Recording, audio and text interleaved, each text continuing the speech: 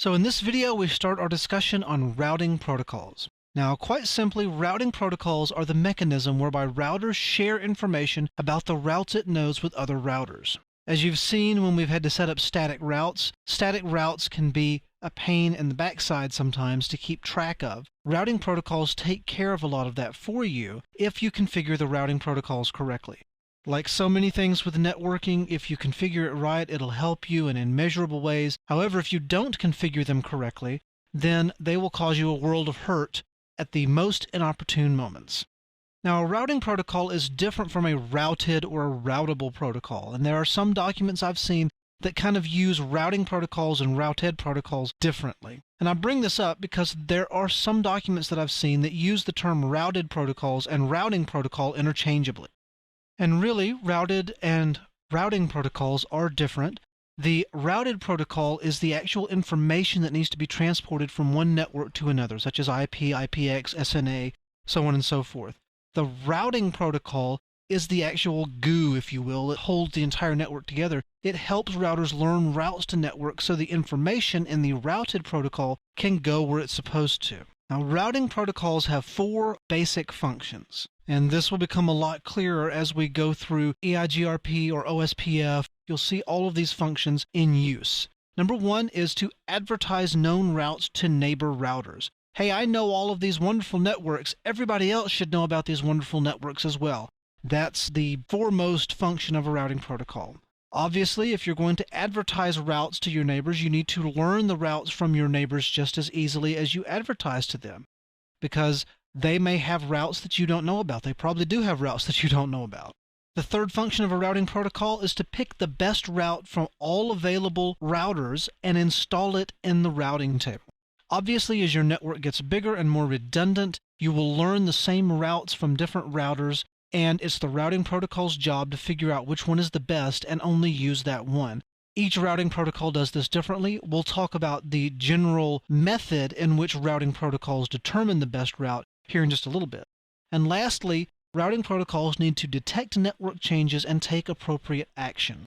And usually that appropriate action is find a different route to that same network. But if there are no other routes to that network, perhaps the appropriate action is say everything's gone, everything's dead, and you can't get to anything through me, so don't send me any traffic anymore.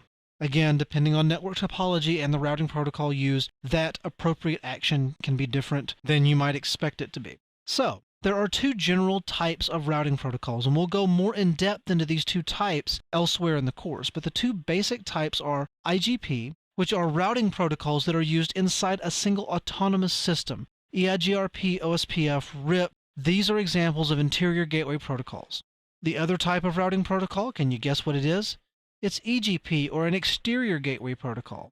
These are protocols that connect different autonomous systems, like on the internet or like in a frame relay or MPLS provider's network. They're connecting multiple different autonomous systems in their cloud, and you need a very robust EGP to handle all of those routes. Really, when you talk about EGPs, there's really only one in use, that's BGP. Now, BGP is a little advanced for the ICND2 course, but if you follow on to the CCNP route and switch, you will learn about the basics of BGP. We will only discuss interior gateway protocols in the ICND courses because that's all that's required to pass the exam, and that's really why you're taking this course. Specifically in this course, we'll only examine OSPF and EIGRP because we've already discussed RIP and ICND1. So in our discussion of IGPs, there are two types of interior gateway protocols. There are distance vector and link state. We won't go into the specifics of distance vector versus link state in this video. There are other videos in this course where we go into more detail than you probably want to know at this point about these two types of IGPs, and we'll cover that then. So the question might come up, how do routing protocols know what route is the best if it receives the same route from different routers? If you'll remember our list of the four functions of routing protocols, this was the third one on the list. The way routing protocols handle this is the metric. The metric is a routing protocol specific measure of how good a route is. Each routing protocol uses a different criteria for its metric. For example, RIP uses hop count, uses nothing but hop count. If this router knows about this network in 2 hops, it's going to get all the traffic. OSPF uses the path cost. works kind of like spanning tree if you'll harken back to the LAN section of the course. Each link along the path has a cost, and it adds up all of those costs, and that's what gets advertised through OSPF. EIGRP uses this big long formula that takes into account bandwidth and delay by default, but you can also tweak all those values to take into account MTU and a few other parameters, and again we'll get into that when we discuss EIGRP. And if you're really curious and must know, BGP uses a huge list of path attributes to determine which route is better than the other route. So you've seen how routing protocols can determine what's the best route if it learns both of the routes through the same routing protocol. What happens if a router learns the same route from different routing protocols? Let's say we have a network we're running RIP and OSPF. We have a router that's running both protocols, and it learns the same route to the same network with the same net mask through both RIP and OSPF. How does the router know which one is actually the best route? That's accomplished through a function called the administrative distance.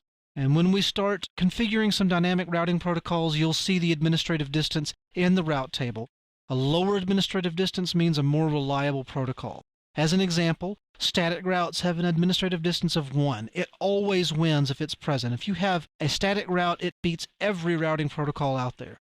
EIGRP has an administrative distance of 90. OSPF has an administrative distance of 110. And RIP has an administrative distance of 120. So if you happen to learn the same route through OSPF and RIP, as I mentioned earlier in the slide, the router would say the OSPF route is more reliable, therefore that's the route I'm going to put in my routing table. There is an administrative distance of 255. That essentially kills the route. So if you wanted to set a static route with a manual administrative distance of 255, that basically means that router would never route traffic to that network. I've never seen an AD of 255, but it could possibly exist, and we might throw it into the lab just to see what happens. But for the time being, that completes our overview of routing protocols.